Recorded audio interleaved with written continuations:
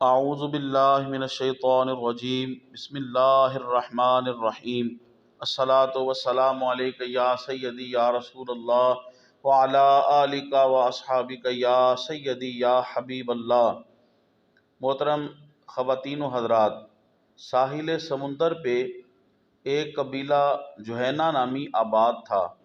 تاجدار کائنات رحمت عالم صلی اللہ علیہ وآلہ وسلم کو اطلاع ملی کہ اس قبیلے کی ایک شاخ جو ہے وہ آمادہ شر و فساد ہے، تو حضور رحمت عالم صلی اللہ علیہ وآلہ وسلم نے حضرت ابو عبیدہ رضی اللہ تعالی عنہ کی سربراہی میں تقریباً 313 صحابہ کرام مجاہدین کا لشکر جو ہے وہ ان کی سرکوبی کے لیے روانہ فرمایا۔ ان مجاہدین میں امیر المومنین حضرت سیدنا عمر بن خطاب رضی اللہ تعالیٰ عنہ کی ذات گرامی بھی شامل تھی۔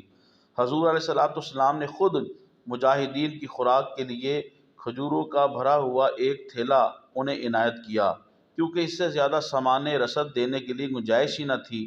امام بخاری رحمۃ اللہ علیہ حضرت جابر کی روایت سے یوں اس کی تفسیر بیان کرتے ہیں، جس کا مفہوم سماعت فرمائیں۔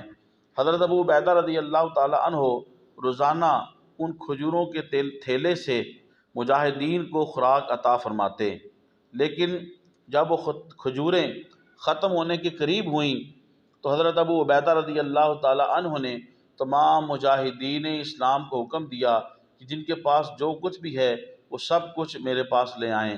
تمام مجاہدین اور لشکر اسلام کے پاس جو کچھ بھی تھا وہ سب کچھ لا کے حضرت ابو عبیدہ امیر لشکر کے پاس جمع کر دیا۔ حضرت ابو عبیدہ رضی اللہ تعالی عنہ نے اب اس سے ایک مٹھی پر جو ہے کھجوریں تمام لوگوں کو دینا شروع کر دیا، لیکن کچھ دن گزرے، جب یہ بھی ختم ہونے کو تھا تو پھر حضرت ابو عبیدہ رضی اللہ تعالی عنہ نے ایک ایک کھجور سب کو دینا شروع کر دی۔ جب یہ بھی ختم ہو گئی تو صحابہ کرام رضوان اللہ علیہم اجمعین کی مقدس جماعت جو ہے وہ خشک پتے جو ہے وہ جمع کرتے، پھر انہیں پانی میں بھگو دیتے، اور جب وہ نرم ہو جاتے تو پھر انہیں کھاتے، جس کی وجہ سے ان کی ہونٹ بھی جو ہے وہ سویل ہو گئے اور سوج گئے۔ پھر اللہ تبارک و تعالیٰ نے ساحل سمندر پر ایک مچھلی اچھال دی۔ صحابہ کرام رضوان اللہ علیہم اجمعین فرماتے ہیں، ہم نے آج تک اتنی بڑی مچھلی نہیں دیکھی۔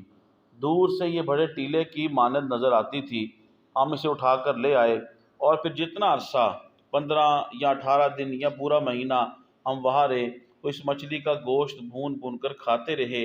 اس کا گوشت کھانے سے ہماری صحت پر بڑا اثر پڑا، ہمارے چہرے سرخ اور بدن فربا ہو گئے۔ صحابہ کرام رضوان اللہ اجمعین اس کے چربی کا تیل جو ہے وہ اپنے بالوں کو لگاتے اور جسم پر مالش کرتے۔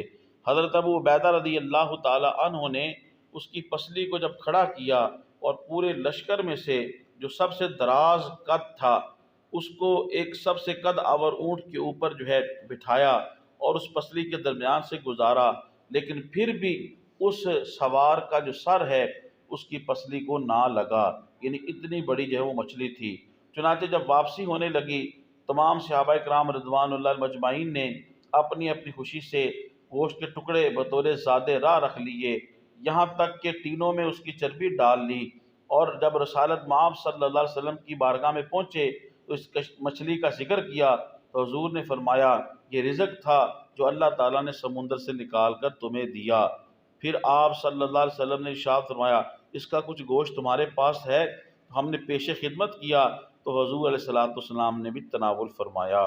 محترم خواتین و حضرات، اس واقعے سے سبق ملتا ہے کہ انسان جب اللہ کی ذات پر توکل کرے، اللہ اور اس کے رسول کا حکم مانے، تو یقیناً اگر کوئی مشکلات بھی آئیں تو اللہ تبارک و تعالیٰ اسباب پیدا کر دیتا ہے۔